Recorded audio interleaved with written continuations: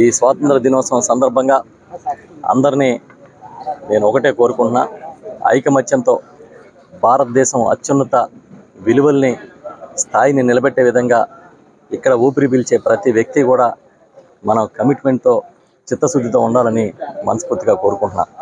ఈ దేశం కీర్తిని, ఈ దేశం స్ఫూర్తిని నిలబెట్టి భవిష్యత్ తరాలకు అందించాల్సిన బాధ్యత మనందరిపైన ఉందని మనస్ఫూర్తిగా అభిలషిస్తూ ఉన్నా.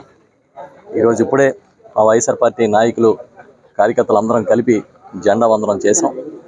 ఎప్పుడు ఈ స్ఫూర్తిని ఇలాగే మా పార్టీ కొనసాగిస్తుందని, మేమందరం కూడా ప్రజల పక్షాన నిలబడి, పేదల పక్షాన నిలబడి, ఎవరైతే కష్టాల్లో ఉన్నారో, ఎవరైతే బాధల్లో ఉన్నారో బాధ్యతలు తీసుకుని వాళ్ళకి అండదండగా ఉంటామని ఈ స్వాతంత్ర దినోత్సవం సందర్భంగా మరొకసారి చెప్తూ ఉన్నా.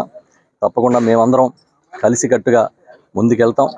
ప్రజల కోసం ఎప్పుడు చిత్తశుద్ధితో పనిచేస్తామని చెప్పి తెలియజేస్తూ, ఈ స్వాతంత్రానికి దీన్ని సిద్ధించడం కోసం, స్వాతంత్ర సిద్ధి కోసం ఆ రోజు పోరాటం చేసిన మహనీయుల త్యాగాలని గుర్తు చేసుకుంటూ వాళ్ళ స్ఫూర్తిని భవిష్యత్ తరాలకు అందిస్తామని మరొకసారి గట్టిగా చెబుతూ సెలవు తీసుకుంటున్నాను. అందరికీ మనస్ఫూర్తిగా స్వాతంత్ర దినోత్సవ శుభాకాంక్షలు. దీంట్లో పాల్గొన్న మా ఎంపీపీ గారు, మాజీ కార్పొరేటర్స్, సర్పంచులు, ఎంపీటీసీలు, ఇతర సీనియర్ నాయకులు ప్రతి ఒక్కరికి నా హృదయపూర్వక కృతజ్ఞతలు.